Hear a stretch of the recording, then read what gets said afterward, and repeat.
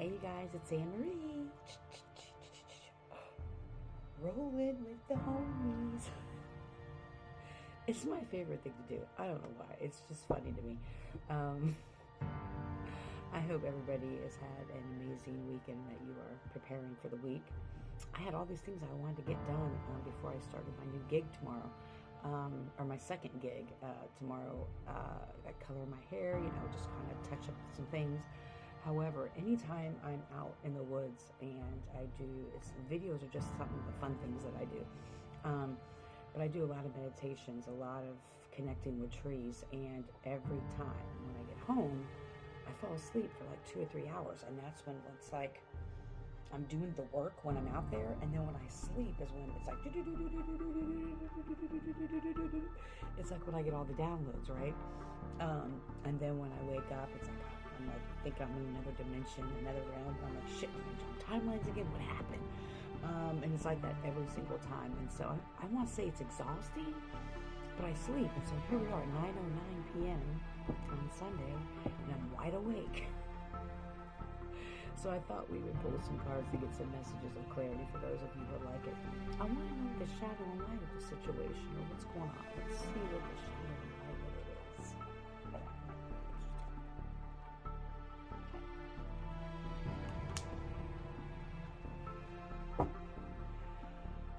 Thank you, Mother Earth. Thank you, Mother God. Thank you, Source. I'm trying to let my finger breathe. I cut it, from cutting sweet potatoes on Thursday, and I can't get the fucking thing to start healing, which is weird.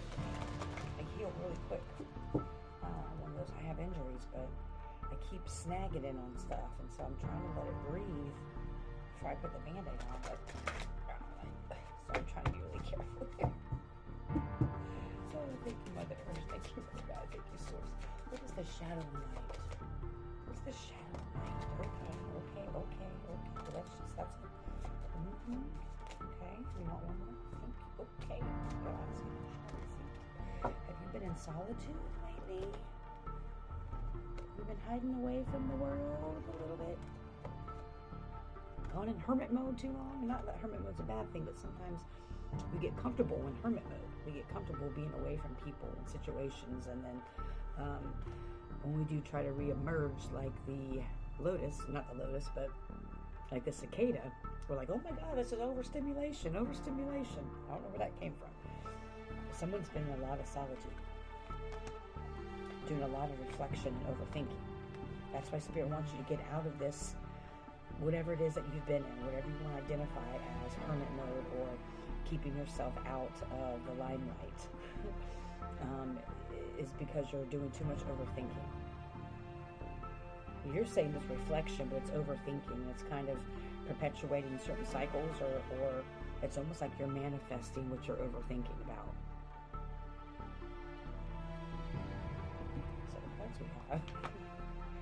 15, apologizing and a grudge. Fear, anxiety.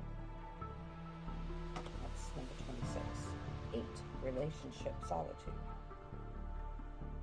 4, reflection, overthinking.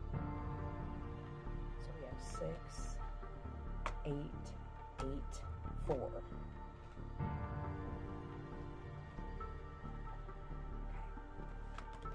So, Spirit saying I was on the right track. It's almost like what Spirit has shown me is like, at first it was going in solitude to heal and do shadow work, or because you were like working through a lot of your trauma, or just you came out of something that may have been a little challenging for you, and so you really kind of went in solitude. And in the beginning it was beneficial because you were reflecting a lot of things, you were addressing some of your fear and your anxiety, you were not wanting to hold grudges. However, you've been in this solitude just a little bit too long, Spirit is saying. And what's happening now is that you're creating this overthinking of situations, an over-reflection of these things, and it's creating anxiety in you. And this, almost like this fear, which is made up, this fear and anxiety is actually there because you're overthinking things. And so when you do re-emerge, whether it's like maybe just go out and you're like, have a lot of anxiety because it's overwhelming. It's the stimuli is overwhelming, or whatever it is. It's like counterproductive. What Spirit has shown me, it's being counterproductive. Yes, solitude is good. Yes, shadow work is good. Yes, all of the healing is good. So it's great. Yay, yay. However, when it's overdone or done too long and great length, sometimes that reflection can create overthinking of situations, and then sometimes it creates kind of grudges because we're thinking about the same situation over and over again, or we're healing about something over and over again, instead of, not saying you're not doing the healing work, but instead of, opening that wound, looking in the wound, scope, I see like a Spirit just showed me, when you core a tomato or something, it's like that little, or if you've ever had a cyst, that's what the thing looks like, a tool, because I had it in my head. It's like I don't know, but it's like a tomato scooper thing, like you get the core out, and it's like you're scooping out these wounds, and you're cleaning it out, but then you're staring at the open wound for so long that you now are manifesting more things to put in there. You're overthinking. Is that making sense? Like, I can see it visually, but it's like I just see someone like chest open, their sacral and root area open. I'm talking about your chakras. I'm seeing these chakras open. It's like a fine-tooth comb, like you're just scraping things away and making sure you're healing from it, making sure there's no residue. But you're looking at it through like this microscope, where you're then now seeing things that aren't really there because you're overthinking them, and this is creating more fear and anxiety in you. What's the fear and anxiety about, Spirit?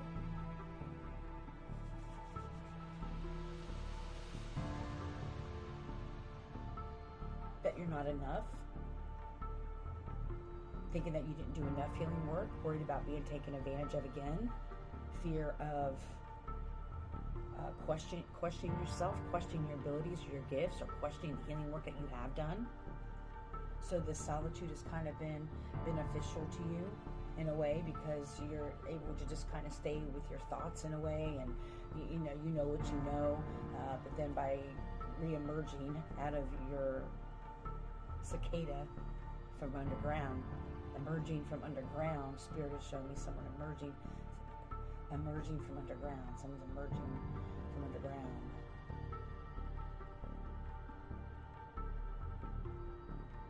A lot of fear. It's like, hey, it's been a 21-year cycle. It's been a 7-year cycle. It's time for you to emerge so Spirit can show you how much power and strength that you really have. Spirit's wanting you to get out, whatever this is. I know I'm like repeating myself, but it's like, stop apologizing for the work or the healing work you've done. Stop apologizing for what you needed to do for you to heal. Stop apologizing for having to resharpen that knife, the little tool, to kind of scoop out the areas of yourself or areas of your body that you don't like anymore, that you wanted to heal, and make sure it's all gone. There may be residual effect, but how are you going to know if there's residual? I can't say it. Residual.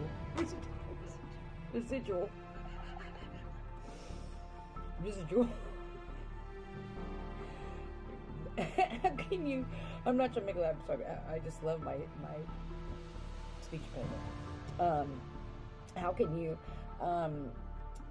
know what residual there is if you don't emerge yourself and not put yourself in situations, but just live your life out of ground and out of solitude, and starting different connections and all that, because it's when people trigger us, we say, oh, okay, maybe there's a little bit of residual there, or this is what it is most of the time, or you see how much you've healed and realize that you don't get triggered, or the things that you healed from no longer affect you anymore. Those things no longer affect you.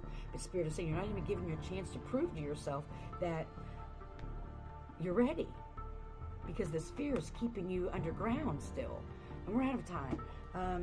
I truly hope that you are healthy and happy, full of joy. May you love and be loved, heal, don't harm, and remember, I will never reach out to you for a reading. If you would like a personal reading, you can email me at sagingofthesoul@gmail.com. If you'd like to donate, which would be greatly appreciated, you can cash at me at sagingofthesoul or PayPal Italian Empath. Thank you. Have an amazing evening.